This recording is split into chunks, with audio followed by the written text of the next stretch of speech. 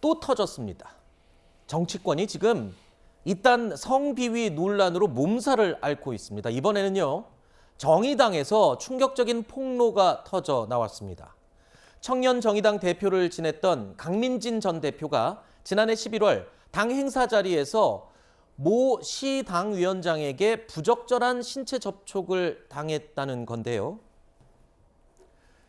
강 전 대표는 고민 끝에 이 사실을 당시에 여영국 당대표에게 알렸습니다. 그런데 여 대표가 이번 일은 공식 절차를 밟지 않고 내가 해당 위원장에게 경고를 하겠다. 아무도 이 일에 대해서 발설하지 말아라 라는 내용으로 결론을 지었다라고 주장을 했습니다. 당 지도부가 강 전 대표의 성범죄 피해 신고를 이렇게 되면 사실상 묵살을 한 게 아니냐 또는 은폐를 시도했다. 지금 이런 폭로가 나온 거거든요. 네, 이게 좀 주장이 엇갈려요. 네. 여영국 대표는 발설하지 말라 이런 얘기를 한 바가 없다 이렇게 얘기를 하고 있고요. 그러니까 이 작년 11월에 이런 일을 당했다 이렇게 해서 문제 제기를 했고 지도부 차원에서 그럼 어떻게 하면 좋겠느냐라고 상의를 했고 그래서 사과를 받는 선에서 마무리를 해도 되겠다고 하는 이 피해자의 그 주장을 그러니까 요구를 받아들여서 그런 조치를 취했다 이렇게 지금 얘기를 하고 있거든요. 그러니까 정의당 차원에서 내부적으로 어떤 절차도 거치지 않고 그냥 묵살한 것은 아니라고 보이기 때문에 이게 양쪽의 주장이 조금 엇갈리고 있는 측면이 있다 이렇게 봐야 될 것 같아요. 그래서 좀 단정하기가 조금 어려워서 제가 좀 조심스럽게 말씀을 드리는 겁니다. 그래서 저는 어느 쪽 주장이 우선한다 이렇게 말씀드린다기보다는 절차상으로 그런 일들이 있었는가 없었는가에 대해서 설명을 드리는 거예요. 근데 그런 절차가 없었던 것은 아닌 것으로 보여서 그 부분에 대해서 제가 지금 말씀드리는 겁니다. 알겠습니다. 이게 워낙 예민한 문제이기 때문에 한 단어 한 단어 말할 때도 저도 참 조심스러운 상황입니다만 글쎄요. 지금 이게 그런 말을 했냐 안 했냐 서로 주장이 엇갈리는 부분 이런 차원의 얘기라기에는 특히 성폭력 사건의 경우에는 피해자의 의견에 상당히 좀 무게를 실어주는 그런 경향이 있는 것으로 알고 있는데 그러니까 지금 강민진 전 대표 같은 경우에는 부적절한 신체 접촉과 성추행이 있었다는 주장이고요. 이에 대해서 어찌 보면 지도부가 이걸 묵살을 하고 그리고 그 가해자로 지목한 사람이 이번에 지방선거 공천을 받았다. 그래서 그 지방선거 공천을 받은 사람에 관련된 선거운동 홍보 문자가 올 때마다 가슴이 철렁 내려앉는다. 지금 이런 주장을 하고 있는 상황입니다. 아까 김성환 평론가님 말씀하셨던 것처럼 정의당의 지도부와 강민진 전 대표의 이야기는 좀 많이 다릅니다. 그러니까 일단은 그 성추행 아니면 그게 어느 정도의 그 성추행까지 가자는 부적절한 신체 접촉인지 이 부분부터 그러니까 일단 정의당 내에서는 그거 우리 다 하고 사과받고 이 강민진 전 대표에 대한 2차 가해를 막기 위해서 전부 다 말을 하지 않기로 한 것이다라는 게 정의당의 주장인 거고 강민진 전 대표는 아니 지금 우리 당이 특히나 이 성범죄와 관련해서 공천심사 기준이 그렇게 엄격한데 내가 그 사실을 당 지도부에 알렸는데도 이 사람을 공천을 했다. 이 사람 공천하는데 내 의사도 묻지 않았다. 이건 명백한 2차 가해가 아니냐. 이런 지금 논란이 지속이 되고 있는 상황인 겁니다. 그러니까 지금 그 발생 자체도 문제지만 그 가해자로 지목된 사람이 공천이 됐다라는 사실 그 부분에 지금 강 전 대표가 굉장히 괴로워하고 있는 그런 맞습니다. 부분인 거죠. 자, 그런데 어제요 강민진 전 대표의 폭로 내용에 따르면 당 내에서 성범죄 피해를 당한 일이 지난해 11월에 있었던 일 말고 지금까지 언급했던 내용이 지난해 11월 있었던 내용이고요.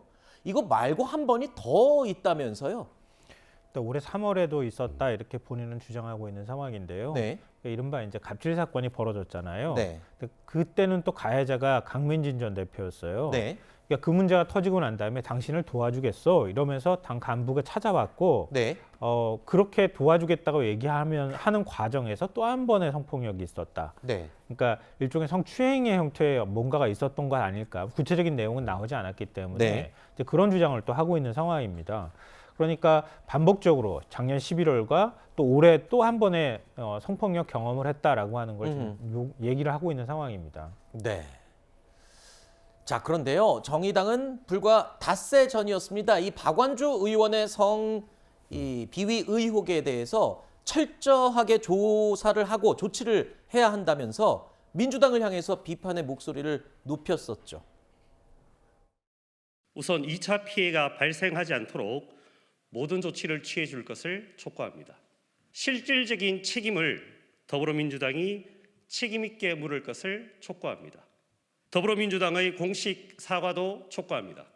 성범죄로 정권을 반납했다는 사실을 잊어서는 안 된다는 태도 이전에 연이은 성범죄로 피해자의 고통을 양산하고 있다는 사실부터 명심해야 합니다. 자, 그리고 이런 가운데 강민진 전 대표의 어머니도 입장문을 공개적으로 냈습니다. 딸이 극단적인 선택을 생각하기도 했고 또 정신병원 폐쇄병동에 입원하는 과정에서 이 어머니인 제 가슴도 너덜너덜해졌다라고 이 입장을 밝히면서 가해자들과 당의 문제를 끝까지 밝혀서 책임을 지도록 할 것이다라고 입장을 밝혔습니다. 자, 정의당은 오늘 오전에 강민진 전 대표의 폭로와 관련해서 당의 입장을 밝혔습니다. 들어보시죠. 강 전 대표의 비공개 회의 소집 요구에 따라 배석자 없이 비공개로 대표단 회의를 진행한 결과 A 위원장에 대한 엄중 경고와 서면 사과 조치하기로 결정을 내렸습니다. 강 전 대표는 사과문을 확인한 후 내용이 괜찮고 수용하겠다는 취지로 당 젠더인권특위위원장에게 답을 보내왔습니다. 당은 강 전 대표의 요구대로 공식적인 절차와 조치를 철저히 이행한 바 당 지도부가 사건을 묵살하고 은폐하려 했다는 언론 보도는 전혀 사실이 아니라는 것을. 자, 지금 얘기를 들어보면 네. 정의당에서 밝히는 입장과 강민진 전 대표가 주장하는 내용, 네. 아까 말씀 나눴던 것처럼 너무 대립이 되고 내용이 좀 많이 다르다 보니까 조심스럽습니다, 정말. 네, 근데 이제 여기서 팩트를 좀 하나하나 좀 따라가 보면 일단 이게 성추행에 해당할 정도의 범죄였는지 아니면 좀 다소 오해가 있는 불필요한 신체적 접촉이었는지 이 부분이 일단 조금 애매한 상황인데 네네. 어쨌건 뭔가 그러니까 불필요한 신체적 접촉이 있었던 것만큼은 확실한 것 같아요. 네. 그러니까 비공개회가 열렸고 또 젠더특위위원장이 사과문을 받았고 이 사과문을 강민진 대표한테 전달했고 그리고 강민진 대표도 이 사과문을 수용했다는 것도 팩트입니다. 네. 근데 이제 이 사과문의 수용은 강민진 대표 입장에서는 그 상황에서 내가 이걸 수용하지 않을 수 없었다는 약간의 압박이 있었다는 취지의 주장이 이제 추가되어 있는 것이고요. 근데 저는 결정적으로 이번 사안이 터지고 강민진 대표가 이에 대해서 문제를 제기하는 공천 문제인 것 같아요. 아하. 그러니까 지금 어쨌건 그 당시에 이런 소위 본인에게 사과문까지 써야 할 정도의 사람이 공천을 받았다라는 부분에 대해서 그러니까 결국은 이게 본인만 희생이 되고 네. 대외적으로 이 부분에 대해서 전부 다 입을 닫고 네. 제대로 된 그 사과문 하나 빼고 뭔가 추가적인 후속 조치도 없었고 가해자는 지금 공천을 받고 이 상황에 대해서 이제 문제를 제기한 것이 아닌가. 네. 사실 굉장히 이 부분은 좀 예민할 것 같습니다. 더군다나 이 정의당 같은 경우에는 이 젠더 문제에 대해서 굉장히 아주 철저하고 맞습니다. 예민하고 중요시하게 하는 정당이기 때문에 그 정의당 내에서 이런 일이 벌어졌다는 게 더 큰 충격으로 와닿는 것 같습니다.